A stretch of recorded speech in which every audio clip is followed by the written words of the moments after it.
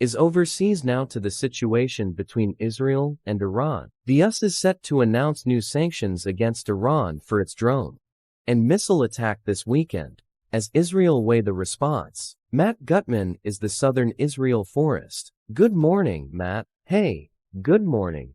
Michael, behind me is one of Israel's Iron Dome missile batteries, part of that anti-missile network that knocked most of those Iranian missiles out of the sky. Not only did it save lives, but it bought Israel time, which is one reason, 4 days in, that we have heard so little from the Israeli government, the Israeli military, saying that there has to be some sort of military response. British and American officials say it's likely to be limited in scope.